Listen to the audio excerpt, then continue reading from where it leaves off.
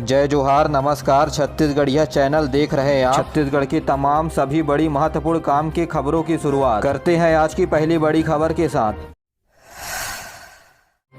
छत्तीसगढ़ में 15 साल पुरानी पंजीकृत वाहनों का पहला कबाड़ खाना बनकर तैयार हो गया है। प्रदेश का पहला स्क्रैपिंग केंद्र रायपुर के धनेली गांव में शुरू हो गया है। परिवहन मंत्री मोहम्मद अकबर ने स्क्रैपिंग केंद्र का उद्घाटन किया। गौरतलब है कि राज्य सरकार की वे सभी गाड़ियां जो 15 वर्ष से पुरानी हो चुकी हैं, उन्हें कबाड़ में बदलने का पहले ही फैसला लिया जा चुका है। इसके तहत अब प्रदेश में 15 वर्ष से पुरानी गाड़ियों को धनेली स्थित कबाड़ केंद्र में जमा कराया जाएगा। इस मौके पर परिवहन मंत्री मोहम्मद अकबर ने कहा कि पंजीकृत अपनी पुरानी वाहनों को इस कबाड़ केंद्र में जमा कराने के बाद नई वाहन खरीदने के लिए परिवहन शुल्क में 25% की छूट राज्य सरकार की ओर से दी जाएगी। यानी वाहन खरीदते समय लगने वाले टैक्स में 25% की छूट दी जाएगी। इसके लिए कबाड़ केंद्र से ऑनलाइन प्रमाण पत्र दिया जाएगा, जो छत्तीसगढ़ के सभी ऑटोमोबाइल बिक्री केंद्र में मान्य होगा। इस केंद्र का संचालन मेटल कॉर्पोरेशन ऑफ इंडिया के द्वारा किया जाएगा।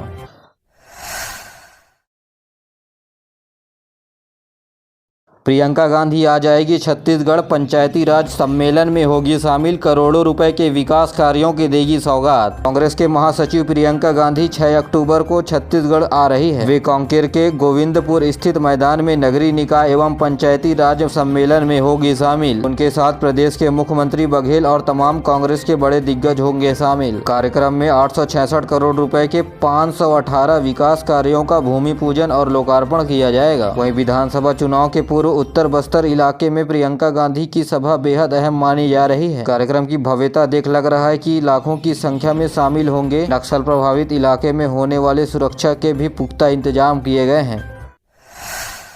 छत्तीसगढ़ पुलिस में एसआई भर्ती के बाद अब कांस्टेबल के 5,967 पदों पर होगी भर्ती। पुलिस विभाग ने कांस्टेबल, जीडी, ट्रेडमैन, वाहन चालक समेत करीब 6,000 पदों का विज्ञापन जारी हुआ है। इसके लिए प्रदेश में 10वीं 12वीं से पास अभ्यर्थी ऑनलाइन फॉर्म भर सकते हैं। पुलिस मुख्यालय रायपुर के द्वारा जारी किए गए विज्ञापन के अनुसार इच्छुक अभ्यर्थी 20 अक्टूबर से 30 नवम्बर 2023 तक ऑनलाइन आवेदन कर सकते हैं। जानकारी के लिए छत्तीसगढ़ के पुलिस विभाग के वेबसाइट पर जाकर जानकारी प्राप्त कर सकते हैं। तो वहीं पदों की बात करें तो कांस्टेबल जीडी के लिए 5,125 पद, इसके अलावा वाहन चालक के 325 पद, तो वहीं कमांडर के 652 पद निकाले गए हैं। पदों को जिला वाइज निकाला गया है, जहां सबसे ज्यादा पद रायपुर में 559 हैं। तो वहीं पुलिस अकादमी चंद्रखुरी में 22 पद हैं। इन पदों पर आवेदन के लिए परीक्षा शुल्क ओबीसी जनरल के लिए 200 रुपए, तो वहीं ST SC के लिए 125 रुपए रखा गया है। छत्तीसगढ़ में पीएससी घोटाले को लेकर हाई कोर्ट में पूर्व गृह मंत्री ननकीराम कंवर के द्वारा लगाए गए जनहित याचिका की सुनवाई 6 अक्टूबर को होनी थी, जहां राज्य सरकार ने जवाब पेश करने के लिए 10 दिनों का अतिरिक्त समय मांगा है। अब अगली सुनवाई 16 अक्टूबर को होगी। जी हां, छत्तीसगढ़ लोक सेवा आयोग के कथित घोटाले के मामले पर चीफ जस्टिस रमेश सिन्हा की बेंच सुनवाई जारी है, जहाँ पीएससी और राज्य शासन को जवाब पेश करने के लिए कहा गया है। वहीं अधिकारियों की नियुक्ति यथास्थिति न्यायालय के आदेशों के अधीन रहेगी। केंद्रीय युवा प्रसारण मंत्री अनुराग सिंह ठाकुर ने नेहरू युवा केंद्र संगठन के द्वारा आयोजित युवा उत्सव का शुभारंभ किया, जहां केंद्रीय मंत्री ने कहा कि भारत के सॉफ्ट पावर को और मजबूत बनाना है। यह काम खेल, सिनेमा और संस्कृति के माध्यम से हो सकता है। श्री ठाकुर ने कहा कि चीन में हो रहे एशियाई खेलों में भारत के खिलाड़ियों ने अपने प्रदर्शन से देश का सिर गर्व से ऊंचा कर दिया है। उन्होंने युवाओं का आह्वान किया कि पर्यावरण, स्वास्थ्य, शिक्षा और स्वच्छता एवं नशा मुक्ति जैसे किसी क्षेत्र को चुनकर संकल्प लें और अगले 25 सालों में उस क्षेत्र में हर संभव बदलाव लाने के लिए अपना योगदान देंगे। केंद्रीय मंत्री अनुराग सिंह ठाकुर ने कहा कि वर्ष 2047 तक युवाओं की शक्ति से ही भारत विकसित राष्ट्र बन सकता है। इस अवसर पर केंद्रीय मंत्री ने रावतपुरा विश्वविद्यालय पर खेलो इंडिया के तहत छत्तीसगढ़ में 2 खेल सेंटर बनाने की घोषणा की। इन खेल सेंटरों में 2 खेलों की सभी प्रकार की प्रशिक्षण की सुविधा उपलब्ध कराई जाएगी। अपने रायपुर प्रवास के दौरान केंद्रीय मंत्री अनुराग सिंह ठाकुर ने भारतीय जनता पार्टी के द्वारा आयोजित कार्यक्रम में भाजपा द्वारा तैयार एक मोबाइल ऐप का शुभारंभ किया। इस मोबाइल ऐप में छत्तीसगढ़ सरकार की करीब 26,000 करोड़ रुपए के कथित घोटालों का ब्यौरा दिया गया है। कथित शराब घोटाला, पीडीएस घोटाला, गोबर घोटाला, पीएससी घोटाला, कोयला घोटाला सहित अन्य आर्थिक अनियमितताओं को बताया गया है। इस मौके पर केंद्रीय मंत्री ने कहा कि छत्तीसगढ़ सरकार जनता से किए वादों को पूरा नहीं की है। नगर पंचायत अभनपुर को नगर पालिका का दर्जा मिला, अधिसूचना भी हुआ जारी। इस संबंध में नगरीय प्रशासन एवं विकास विभाग को अधिसूचना जारी करते हुए भिलाई के अभनपुर को नगर पंचायत के बाद अब नगर पालिका का दर्जा दिया गया है। बता दें कि वर्ष 2011 की जनगणना के अनुसार अभनपुर नगर पालिका की जनसंख्या 14,432 है। राज्य में छत्तीसगढ़ी भाषा के अलावा आदिवासी बोलियों को भी पहली से 5वीं तक के पाठ्य पुस्तक में शामिल करने की कवायद की जा रही है, जहां पहली से 5वीं तक आदिवासी भाषा को एक विषय के रूप में शामिल किया जाएगा। ये बात राज्य शैक्षणिक अनुसंधान परिषद SCERT के संचालक राजेश सिंह राणा ने रायपुर में हुई कार्यशाला के दौरान कही। उन्होंने बताया कि SCERT ने छत्तीसगढ़ी भाषा और गोंडी बोली में पहली से 5वीं तक के पाठ्यक्रम तैयार करने के लिए काम शुरू कर दिया है। तो वहीं बच्चों के स्थानीय बोली पढ़ने से ज्ञान लेना सरल हो जाता है।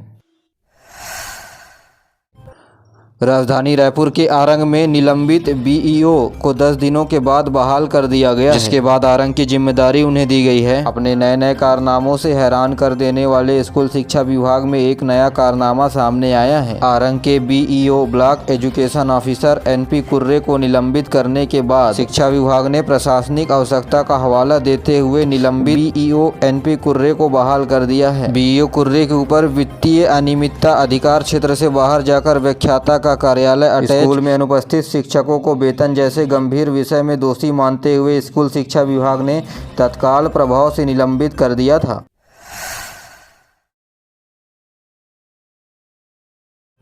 प्रदेश में 150 पेड़ काटकर 50 एकड़ वन भूमि पर किया गया कब्जा। DFO बोली, इसमें ताजुब वाली क्या बात है, पेड़ तो पूरे इंडिया में कट रहे हैं। यहाँ कोरिया वन मंडल के अंतर्गत सोनहत वन परिक्षेत्र के भगवतपुर में ग्रामीणों ने वन अधिकार नहीं मिलने पर 150 साल के बड़े वृक्ष को काटकर 50 एकड़ की वन भूमि पर अवैध कब्जा कर लिया है। प्रकरण की इस कार्यवाही पर DFO पूरे देश में पेड़ों की कटाई की बात कहने लगे। बता दें कि कोरिया वन मंडल में पेड़ों की कटाई का यह पहला मामला नहीं है, ऐसे कई मामले देखे गए हैं।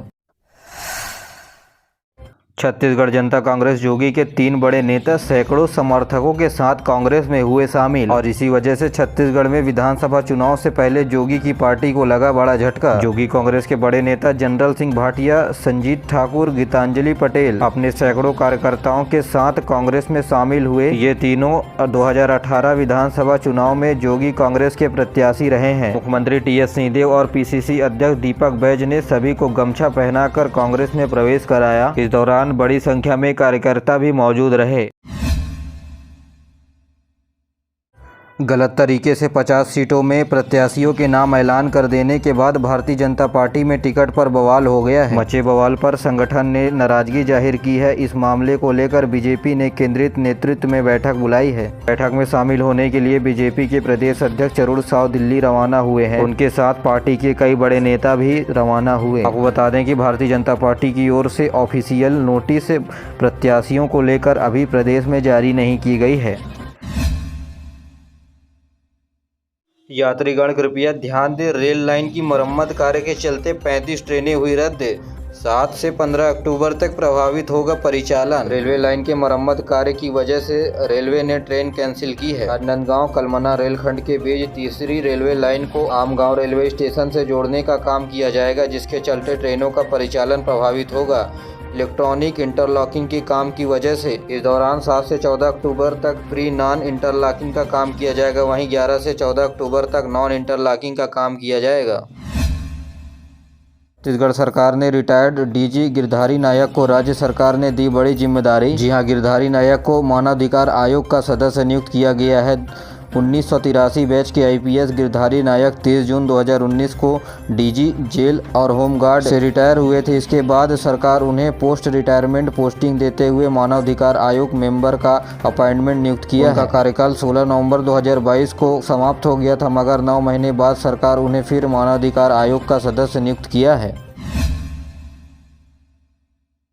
प्रधानमंत्री किसान सम्मान निधि की 15वीं किस्त का इंतजार कर रहे किसानों के लिए खुशखबरी है। अप्रैल मई 2023 तिमाही के लिए 15वीं किस्त 27 नवंबर 2023 तक आने की संभावनाएं हैं। यदि किसी किसान को राशि नहीं मिलती है तो उसे प्रधानमंत्री किसान.gov.in के वेबसाइट पर पीएम किसान लाभार्थी सूची 2023 की जाँच करनी होगी। यहाँ प्रधानमंत्री किसान सम्मान निधि योजना के पात्र किसानों को प्रत्येक तिमाही में 2000 रुपये और सालाना 6000 रुपये दिया जाता है। कई किसानों ने इस योजना के लिए पंजीकरण कराया है। बता दें कि 11 करोड़ से अधिक किसान प्रधानमंत्री जो अब 27 नवंबर तक मिलने वाली है किसान की 15वीं किस्त तिथि 2023 घोषणा का इंतजार था।